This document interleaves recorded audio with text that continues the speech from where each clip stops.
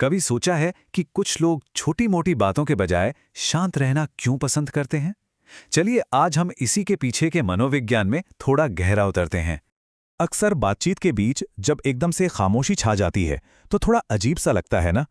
पर सवाल यह है कि क्या ये खामोशी हमेशा ऑकवर्ड होती है या फिर इसके पीछे कोई गहरा मतलब भी हो सकता है। और यहीं पर आती है सबसे बड़ी गलतफहमी। देखिए, समाज अक्सर शांत रहने वालों को क्या समझता है कि वो रूखे हैं, बोर हो रहे हैं या उन्हें कोई दिलचस्पी ही नहीं है। लेकिन असल में उनके दिमाग में क्या चल रहा होता है, वो सुन रहे होते हैं, सोच रहे होते हैं और आसपास की हर चीज को बारीकी से देख रहे होते हैं। तो आज हम इसी पूरी बात को 5 हिस्सों में समझेंगे। हम देखेंगे कि इस खामोशी को गलत क्यों समझा जाता है, इसके पीछे के मिथक और सच्चाई क्या है, एक शांत इंसान के दिमाग के अंदर क्या चलता है, उनकी छिपी हुई ताकतें क्या हैं, और आखिर में हम छोटी मोटी बातों से आगे कैसे बढ़ सकते हैं। तो चलिए शुरू करते हैं। तो सबसे पहले बात करते हैं उस सामाजिक उलझन की जो खामोशी को लेकर बनी हुई है। ठीक है, अब आते हैं दूसरे हिस्से पर।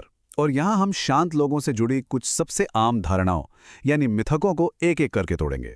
सबसे पहला और सबसे बड़ा मिथक, अरे ये तो बड़े घमंडी हैं या कितने रूड हैं, बात ही नहीं करते। ये सुनना बहुत आम है, पर सच्चाई से इसका दूर दूर तक कोई लेना देना नहीं है। तो फिर सच्चाई क्या है? देखिए, जो बाहर से दिख रहा है वो कहानी का सिर्फ आधा हिस्सा है। असल में ये सब उनके दिमाग के अंदर चल रही एक प्रोसेस का नतीजा है। मतलब वो घमंडी नहीं है, वो बस बातों को प्रोसेस कर रहे हैं। वो उन लोगों में से हैं जो बोलने से पहले सोचना पसंद करते हैं। उनके लिए खामोशी सोशल दूरी बनाने का तरीका नहीं, बल्कि बात को और गहराई से समझने का एक जरिया है।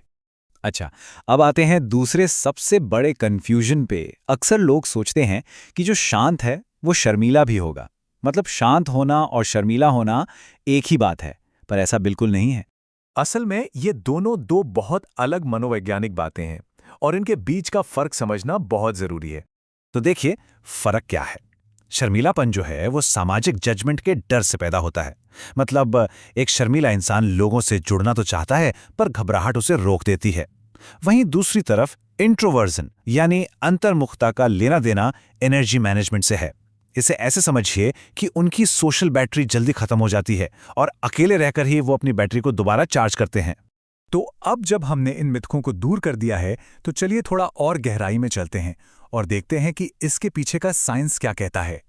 शांत रहने की ये पसंद सिर्फ एक आदत नहीं है, बल्कि इसके पीछे ठोस मनोवैज्ञानिक और न्यूरोलॉजिकल वजह हैं। और इसका जो फाउंडेशनल कॉन्सेप्ट है वो है इंट्रोवर्जन। देखिए, इंट्रोवर्ट होने का मतलब एंटी सोशल होना नहीं है। इसका सीधा सा मतलब है कि किसी की भीतरी बैटरी चार्ज कैसे होती है। इंट्रोवर्ट्स की एनर्जी अकेले समय बिताने से रिचार्ज होती है।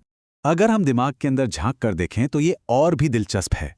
एक इंट्रोवर्ट के दिमाग में कोई भी जानकारी एक लंबे और ज्यादा जटिल रास्ते से गुजरती है।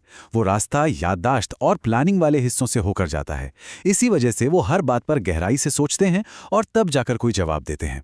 इसीलिए उनके जवाब अक्सर ज्यादा सोचे समझे होते हैं। और ये भी एक वजह है कि इंट्रोवर्ट्स बाहरी स्टिमुलेशन, मतलब शोर शराबे या बहुत ज्यादा बातचीत को लेकर ज्यादा सेंसिटिव होते हैं। उनकी ये हाई सेंसिटिविटी ही वजह है कि ज्यादा देर तक लोगों के बीच रहना या छोटी मोटी बातें करना उन्हें सच में थका देता है। तो अब इस खामोशी को एक कमजोरी की तरह देखना बंद करते हैं और इसे एक अलग नजरिए से देखते हैं। एक ऐसी चीज जो कई अनोखी सुपर पावर्स का सोर्स है। पहली सुपर पावर, गहरी लिसनिंग।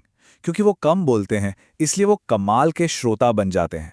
वो उन छोटी छोटी बातों और बारीकियों को भी पकड़ लेते हैं जिन पे ज्यादातर लोगों का ध्यान ही नहीं जाता।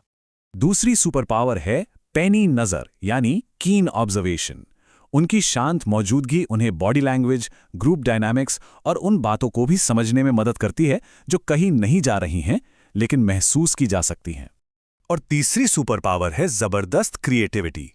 उनका जो समृद्ध भीतरी संसार है और गहरी सोच की आदत है, वही अक्सर कमाल की क्रिएटिविटी और प्रॉब्लम सॉल्विंग को जन्म देती है। आखिर बड़े बड़े आइडियाज शोर में नहीं, शांति में ही तो आते हैं।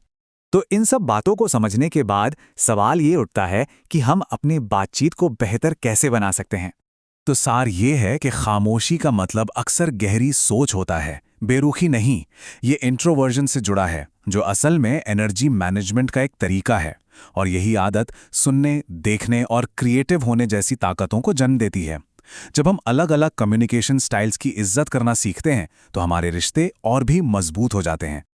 और आखिर में ये एक सवाल सोचने के लिए छोड़ जाते हैं, हम हमेशा खामोशी के डर से उसे भरने की कोशिश क्यों करते हैं? क्या होगा अगर हम उस खामोशी को सुनना सीख लें? न जाने कितने शक्तिशाली विचार हैं जो हमारी इसी जल्दबाजी में खो जाते हैं।